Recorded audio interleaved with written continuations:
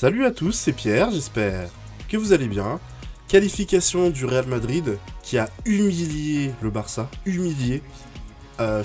au Barça en plus, donc à l'extérieur. Le Barça a joué 30 minutes et le Real a dominé tout le reste. Il faut qu'on en parle.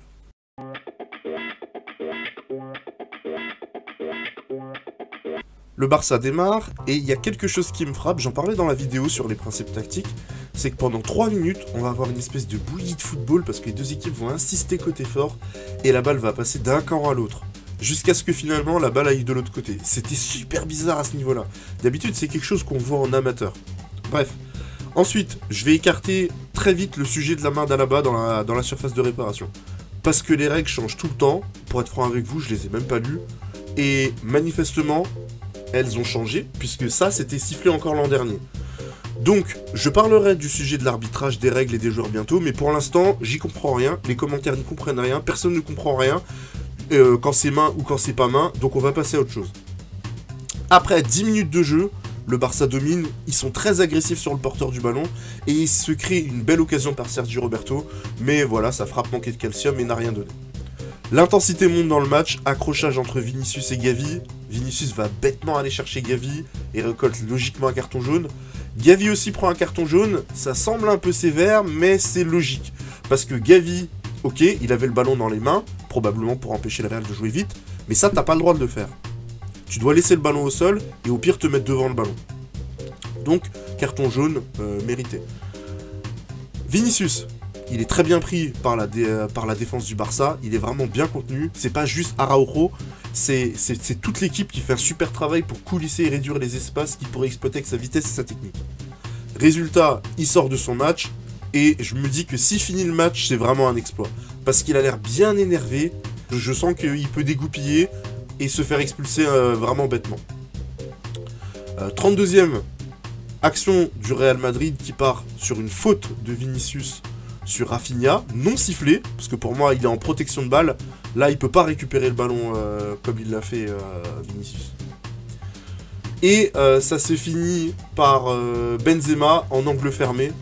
Bon, ça donne rien de bien mirobolant, mais c'était à noter parce que c'est une des rares actions, peut-être même la seule occasion qu'ils ont en première mi-temps, à part celle qui arrive après. En fin de première mi-temps, le Real reprend le jeu en main, mais sans être vraiment dangereux.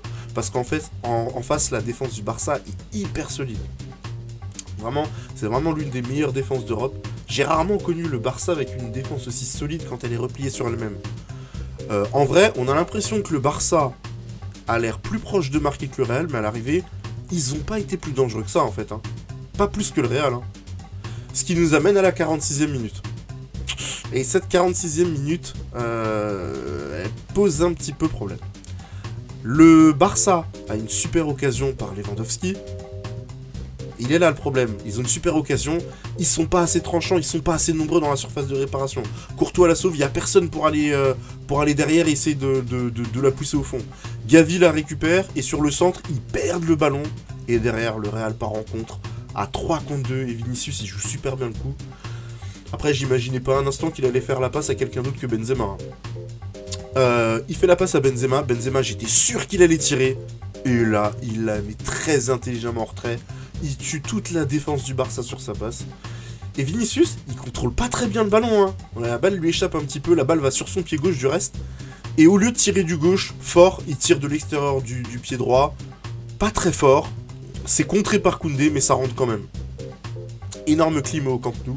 Parce que c'était la première vraie occasion du Real Madrid, et ils ont profité du fait que la défense du Barça n'était pas regroupée pour marquer. C'est un principe fondamental dans le football. Le moment où n'importe quelle équipe, hein, vous pouvez me citer n'importe quelle équipe, ça c'est une loi universelle. Le moment où une équipe est le plus vulnérable, c'est à la perte du ballon. Pourquoi? Parce qu'au moment de la perte, l'équipe elle est encore en position offensive. Les latéraux écartés hauts, des appels de balles, des déplacements, etc. Du coup, quand tu perds le ballon, bah, l'équipe adverse peut profiter des espaces qui sont laissés par ta défense à ce moment très précis. Et il y a plein de coachs qui ont fait leur carrière là-dessus, qui ont monté des équipes sur ce principe. C'est ce qu'on appelle aujourd'hui jouer en transition. C'est-à-dire que ton jeu, c'est d'axer ta réussite et d'attaquer pendant que l'équipe adverse est désorganisée. On peut citer Valence 2000 ou plus récemment le Liverpool de Klopp. D'ailleurs, Klopp, c'est comme ça, que c'est son grand principe de base. Je vous dis pas qu'il sait faire que ça, mais c'est son grand principe de base. Mi-temps au Camp Nou, au score, le cumulé, on est à 1-1. Et ça reste jouable des deux côtés, même s'il va falloir que le Barça se bouge un petit peu plus. Ce qui ne va pas du tout être le cas, comme vous le savez.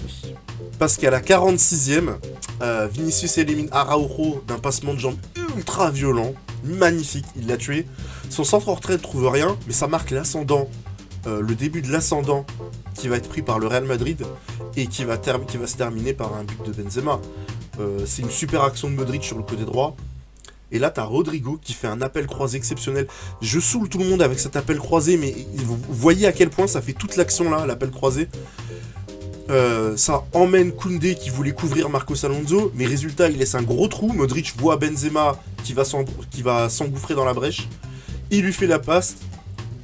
Koundé comprend qu'il y a grand danger, il veut revenir, mais il glisse et Benzema termine super bien l'action de l'intérieur du pied. Petit filet, c'est remarquable, et le Real mène au score.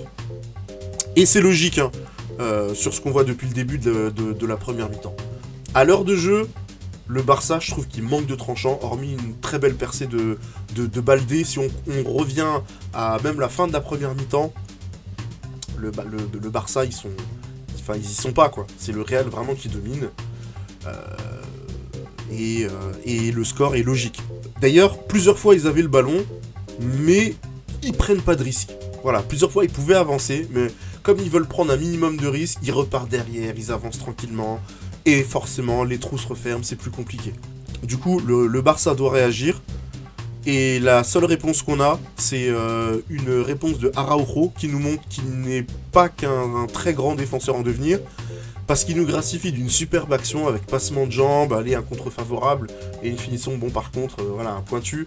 Et il y a juste un petit problème, c'est que sur cette action, en fait, il aurait dû avoir corner.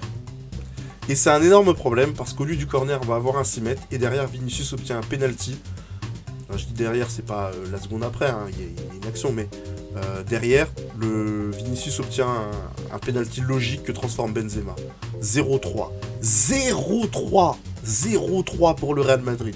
Le Barça, ils sont au fond du trou, et il manque même de prendre une Toni Kroos 2014.